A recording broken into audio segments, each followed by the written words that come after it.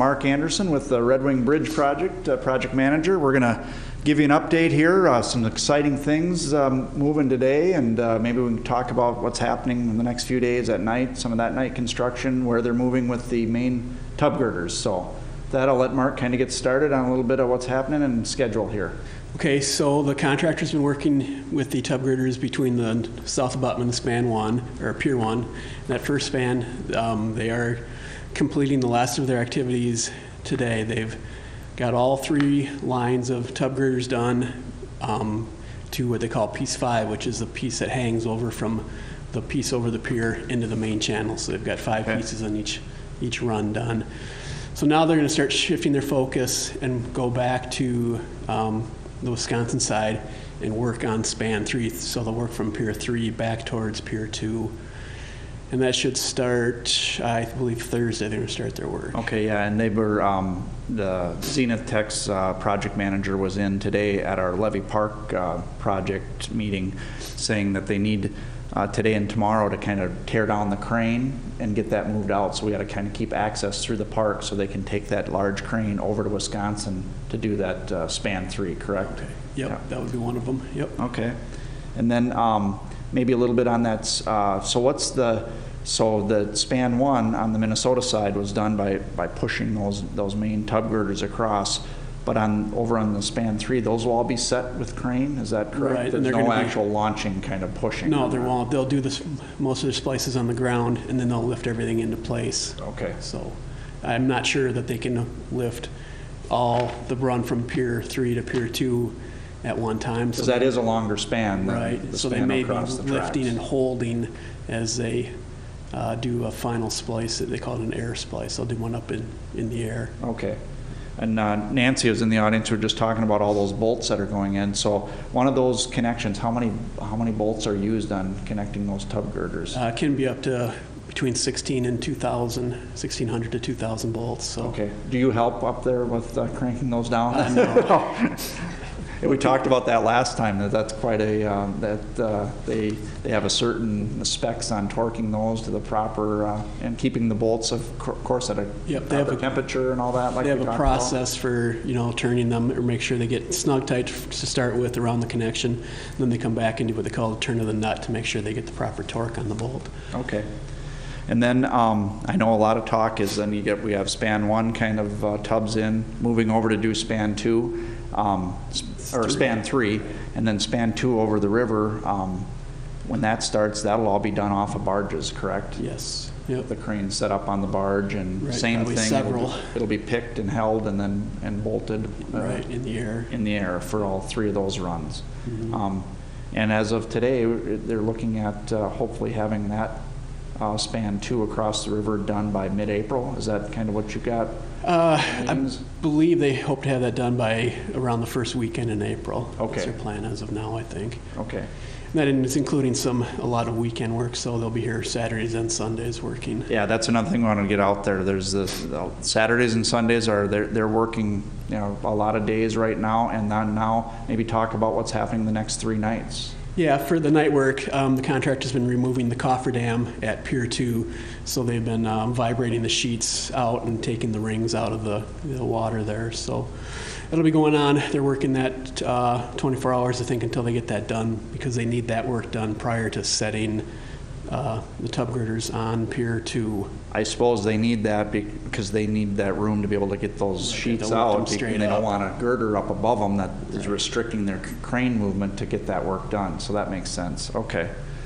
Yeah, and then we talked about spans 1, 2, and 3, and all that's done. And I think I heard hopefully start decking toward the mid-April, correct? And, I believe so, yes. And how long, so decking of that's got to be quite a long operation to get all the way across. Yeah, and we haven't seen the plans yet either for that, so we're still waiting. And then there is a certain process for actually pouring the deck. There's certain pieces you have to do to load the tub girders properly. Oh, I suppose that you're not loading something too much weight on one part of it and stressing something. Right. So you got to construct it in kind of a sequence that loads it equally across the spans. So. Yep. Okay. I know, so that's kind of what we're doing, tub girders and then moving into decking. And then I just want to make sure everyone knows, once we have weather that allows us to build road, we're going to jump onto it.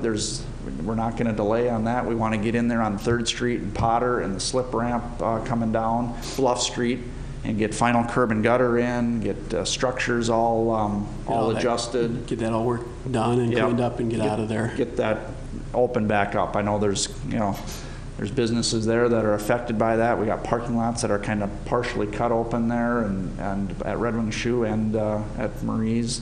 So we want to get in there and get that done as soon as weather allows. So. Right. All right. Mark, do you want to show? You got a few pictures of what's been going on this past month to show?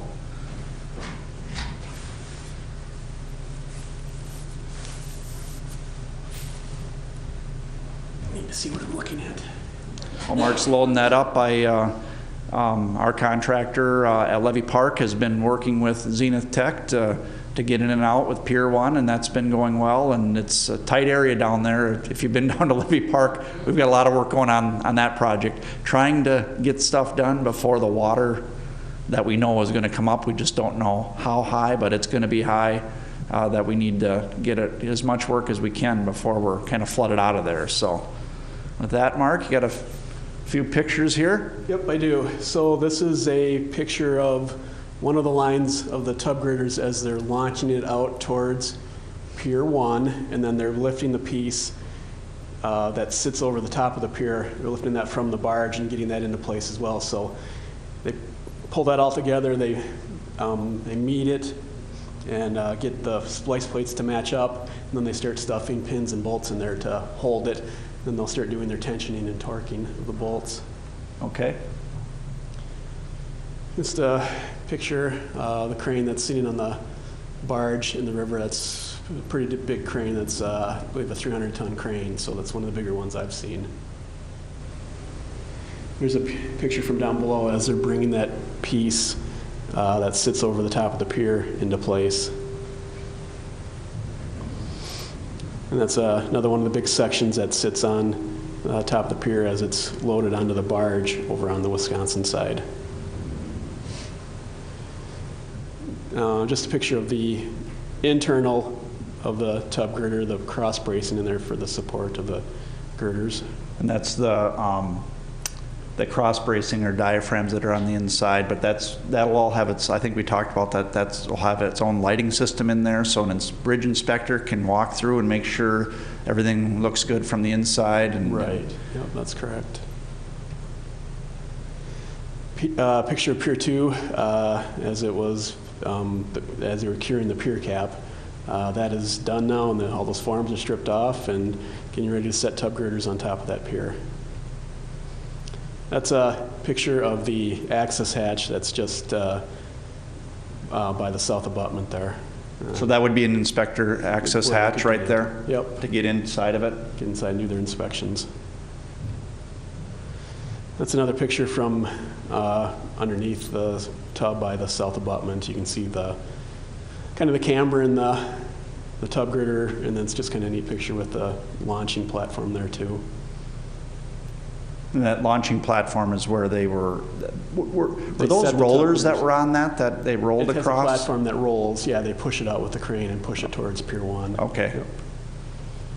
And just another picture of how the tub sits at the south abutment. And there's kind of a picture of that launching platform. You can see how the tub girder sits on top of that, little cross bracing there. Mm-hmm. And then it gets pushed. Like Jay said, it has rollers that gets pushed out towards the Pier 1.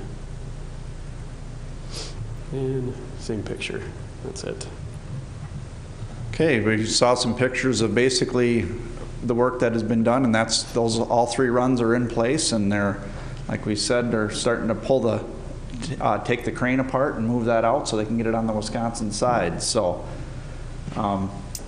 speaking of the Wisconsin side, give us an update kind of on what's happening with the surcharge and the box culvert and things over there. Well, we really haven't seen much information lately, but the surcharge, it's still sitting there. Last I've heard, it had, I believe, around 17 inches of settlement so far, and they're expecting somewhere in the 34 to 35 inches of settlement, so we're about halfway done, it appears, right now. Okay. And that's so for the main surcharge for the, by the south abutment, basically, or the north abutment. we need that full surcharge to be done before you start seeing road being built, permanent road Before we being can pull built. that excess material off. Okay. And on the box culvert, is there work going on that right now, or will that start up? The only work on the box culvert right now is they need to pull the sheets, so they allow fish passage back and forth between the Mud Lake there, I think. Okay, for the spawning season. Spawn right. season, okay. So we got those requirements that we have to meet. What about the bald eagle nest there? That's still active and? Yeah, I guess we're gonna have to check on that. I haven't noticed anything there lately, but Okay. we'll have to see what's going on there. Okay. Yeah.